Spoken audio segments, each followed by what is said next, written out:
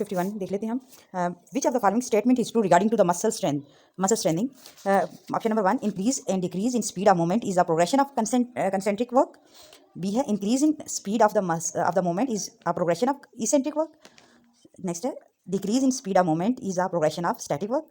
D है all of above. तो इसमें हमारे पास जो करेक्ट ऑप्शन है वो increase and decrease in speed of movement is a progression of concentric work. Option number A जो है वो ऑप्शन नंबर जो ए है वो हमारे पास करेक्ट आंसर है, इंक्रीज और डिक्रीज इन स्पीड। नेक्स्ट हमारे पास frontal exercises are advise to improve coordination by use of sight sound and touch in case of ataxia due to वो एटेक्सिया सेरेब्रल रीजन की वजह से होगा, लॉस ऑफ काइनेस्थेसिया सेंसेशन की वजह से होगा, स्पास्टिक पैरालिसिस या फ्लैसिड पैरालिसिस। तो ये होगा लास्ट जो इसका आंसर होगा बी होगा, लॉस ऑफ काइनेस्थेटिक सेंसेशन की वजह से जो एटेक्सिया होगा उसमें। ठीक है। देन है 53, progression of the frontal exercise is made by alteration of dash. हम किस चीज़ में अल्ट्रेशन करते हैं तो उससे प्रोग्रेशन होगा एक्सरसाइजेज में। तो स्पीड जो है क्विक टू स्लो कर रहे होते हैं, रेंज वाइडर टू स्मॉलर करते हैं, कंप्लेक्सिटी ऑफ एक्सरसाइज ऐड करते हैं, ऑल ऑफ अबव। तो इसके लिए जो हमारे पास ऑप्शन होगा वो है ये सारी ठीक है, यानी कि जो करेक्ट ऑप्शन है वो डी है, ऑल ऑफ अबव। आगे है हमारे पास 54, फॉर द रिकवरिंग मसल्स हैं उनके लिए द डैश जो है वो हम जो डिफरेंट ऑप्शन है वो सही है, वो देखते हैं कौन सा सही है। Concentric exercise are given before the eccentric exercise. Covering muscle में कंसेंट्रिक एक्सरसाइज हम इसेंट्रिक से पहले देते हैं, एक option. Eccentric exercise are given before the concentric exercise, दो ऑप्शन। कंसेंट्रिक एक्सरसाइज और eccentric exercise are given together, या फिर eccentric exercise are given before the static. तो इसमें जो है हमारे पास जो आंसर होगा वो होगा हम इसेंट्रिक एक्सरसाइजेज जो हैं वो बिफोर कंसेंट्रिक से पहले देते हैं हमेशा। हम क्या करते हैं इसेंट्रिक ई पहले देते हैं फिर सी वाली एक्सरसाइज देते हैं, यानी जो इसेंट्रिक एक्सरसाइजेज हैं वो हमेशा पहले दी जाती हैं बिफोर द कंसेंट्रिक से। तो option number B is correct. ठीक है। नेक्स्ट है हमारे पास 55, PNF was developed by dash Cobalt and not involves Carl Shepard Hardner Hollis। इसमें हमारे पास जो है ऑप्शन नंबर जो है 55 का ए जो है वो करेक्ट है, कोबार्ट एंड नॉट के नॉट ने जो है इसको डेवलप किया था, option A is correct. Then है which of the following PNF technique is use for cerebral ataxia. Cerebral ataxia के लिए हम कौन सी टेक्निक्स जो है वो यूज़ कर रहे होते हैं। हमारे पास ऑप्शन है repeated contraction, hold relax, rhythmic initiation, rhythmic stabilisation. ठीक है। तो इसमें हमारे पास करेक्ट आंसर जो है वो है option number D, rhythmic stabilisation techniques जो है वो ऑप्शन नंबर डी जो है वो करेक्ट है, डी जो है वो करेक्ट है, रिदमिक स्टेबलाइजेशन। ठीक है। रिदमिक स्टेबलाइजेशन टेक्निक के पेशेंट में दे रहे होते। देन है हमारे पास rhythmic initiation technique use for, हम ये टेक्निक्स किसके लिए यूज़ करते हैं इनिशिएशन की, टाइटनेस के लिए, फ्लैसिड पैरालिसिस के लिए, सेरेब्रल एटेक्सिया के लिए, पार्किंसनिज्म। तो हम इसके लिए यूज़ करते हैं ऑप्शन डी जो है पार्किंसनिज्म, उसके लिए हम यूज़ करते हैं रिदमिक इनिशिएशन। देन है grooves in PNF refer to dash. तो वो मैक्सिमम रेजिस्टेंस या फिर diagonal pattern of the movement को रेफर करा होता है, या फिर रिपीटिशन या प्रोप्रिसेप्टिव स्टिमुलस को। तो ये ऑप्शन जो है वो इसका करेक्ट ऑप्शन जो है हमारे पास वो है बी, यानी diagonal movement, diagonal pattern of movement को, डायगोनल यानी कि ऑप्शन बी जो है वो करेक्ट है, diagonal pattern of movement in PNF। जब हम PNF की बात करते हैं, elbow flexion is the component of dash. PNF elbow flexion जो है वो किसका कंपोनेंट है, फ्लेक्शन एबडक्शन का, फ्लेक्शन एबडक्शन एक्सटर्नल रोटेशन का, फ्लेक्शन एडक्शन एक्सटर्नल रोटेशन का, एक्सटेंशन एबडक्शन इंटरनल रोटेशन का, ऑल ऑफ अबव। यानी कि ये जो है वो एल्बो फ्लेक्शन जो है वो सबका जो है हमारे पास कंपोनेंट होगा, ऑल ऑफ अबव। इनमें सब में जो है एल्बो फ्लेक्शन होगा। एंड नेक्स्ट हमारे पास इसका ऑप्शन जो है डी करेक्ट है, all of above. In PNF knee flexion जो है वो कंपोनेंट होता है डैश किसका, फ्लेक्शन एबडक्शन एक्सटर्नल रोटेशन नहीं, flexion adduction external rotation yes, extension adduction internal rotation हो, एक्सटेंशन एडक्शन एक्सटर्नल रोटेशन हो। तो इसका ऑप्शन जो होगा करेक्ट ऑप्शन जो है फ्लेक्शन एडक्शन एक्सटर्नल रोटेशन, यानी ऑप्शन बी जो है इसका करेक्ट है 60 का। देन नेक्स्ट है हमारे पास 61, which is not true for the rhythmic stabilization. Rhythmic stabilization के लिए ये ट्रू नहीं है।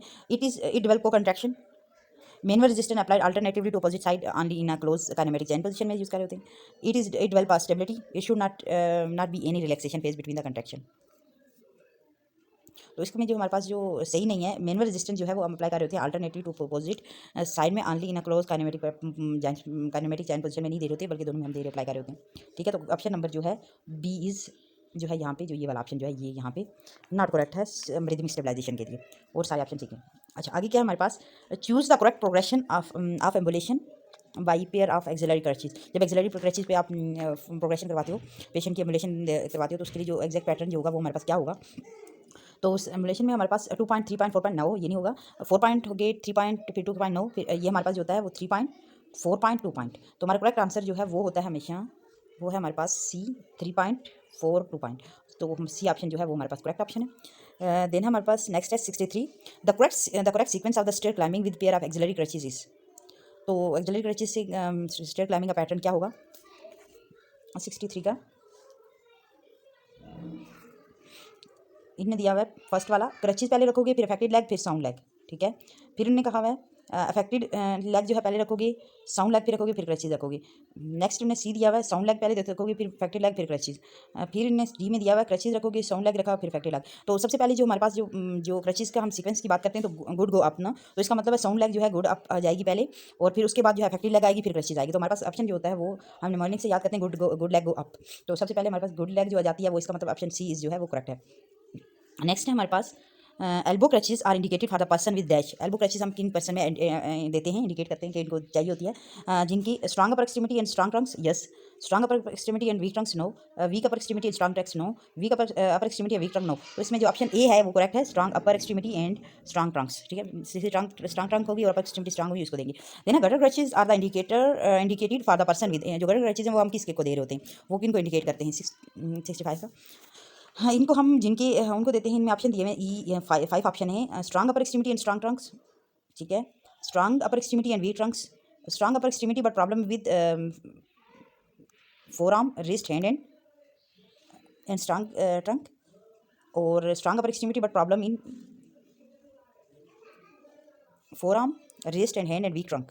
तो इसके लिए हमारे पास जो करेक्ट ऑप्शन जो है हमारे पास जो है वो है सी ऑप्शन करेक्ट है। हम स्ट्रॉन्ग अपर एक्सट्रीमिटी होगा लेकिन प्रॉब्लम होगी उसकी इसमें फोर आर्म में, रिस्ट में, हैंड में, और उसका स्ट्रॉन्ग ट्रंक होगा। तो इसका मतलब है जो ऑप्शन सी है वो हमारे पास जो है वो करेक्ट ऑप्शन है, ऑप्शन नंबर सी जो है करेक्ट ऑप्शन है, ठीक है। यानी कि नेक्स्ट हमारे पास 66,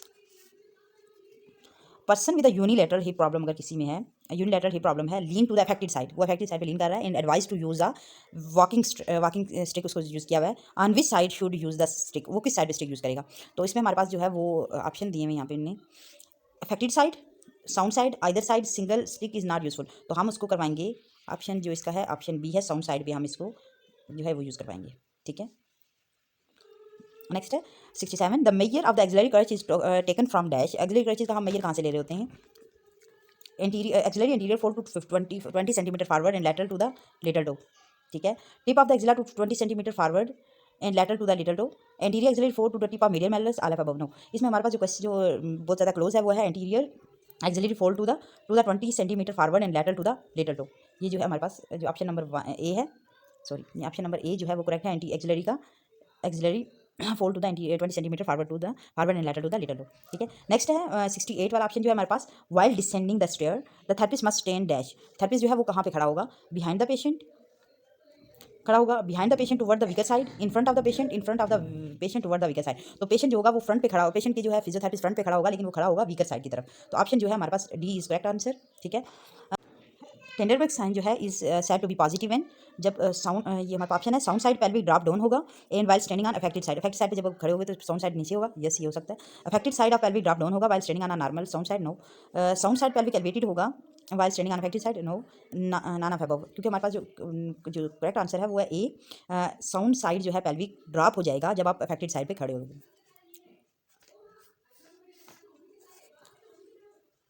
नेक्स्ट हमारे पास थॉमस टेस्ट जो है वो, Thomas test position limitation of hip adduction range indicate shortening of dash.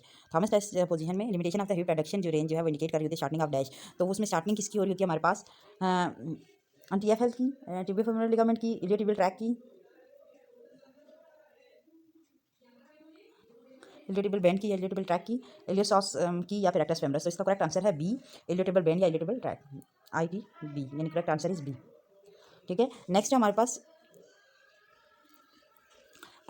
In the Thomas test position limitation of hip internal rotation range.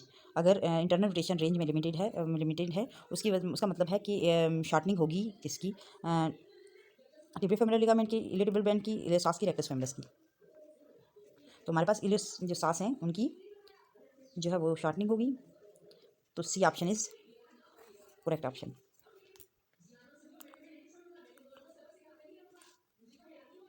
Next हमारे पास sternocleidomastoid tightness is characteristic by dash deformity. Sternocleidomastoid muscle जो है उनमें tightness होगी, उसकी वजह से dash deformity होगी। Neck side flexion toward the affected side with the rotation to the opposite side. हाँ, ये भी हो सकता है। Neck side flexion toward the sound side with the rotation of affected side, no. Neck side flexion and rotation toward the affected side, no. Neck side flexion and rotation to the sound side. तो इसमें हमारे पास correct answer है वो ए है। Neck side flexion जो है होगी toward the affected side, with rotation जो होगी अपोजिट साइड पे। नेक साइड फ्लेक्शन जो होगी टुवर्ड द अफेक्टेड साइड पे होगी, और रोटेशन जो होगी वो किस साइड पे होगी, अफेक्टेड साइड पे। तो ऑप्शन नंबर ए जो है वो हमारे पास करेक्ट ऑप्शन है। नेक्स्ट है हमारे पास 73, Ober test is done to detect the shortening of dash. तो शॉर्टनिंग ऑफ टेस्ट किसके के लिए हम करते हैं, एलियोसास के लिए नो, आईटी बैंड के लिए, हैमस्ट्रिंग के लिए, गैस्ट्रोसोलियस के लिए नहीं, हम करते हैं B, option number B, iliotibial band के लिए, आईटी बैंड के लिए ना। तो ऑप्शन बी जो है वो हमारा करेक्ट आंसर है। देन है hip abduction, hip abductor at grade 3, hip abductors जो हैं at grade 3 is test inside lying on sound side for gluteus minimus, hip abduction is done dash. आप इन न्यूट्रल पोजीशन में करोगे, इन flexion में, इन extension में, इन external rotation में। तो आप क्या करते हो, इन न्यूट्रल पोजीशन में करते हो, option A is correct. Then है test to test quadriceps for grade 2 the subject should lie on dash. तो कार्डिसेप के टेस्ट के लिए ग्रेड 2 के लिए आप जो सब्जेक्ट होगा वो किस तरह लेटा होगा, अफेक्टेड साइड पे, साउंड साइड पे, स्पाइन में, या फिर प्रोन में। तो वो हमारे पास क्या होगा आना, साउंड साइड पे जो है वो लेटा होगा, ऑप्शन नंबर बी करेक्ट है इसका।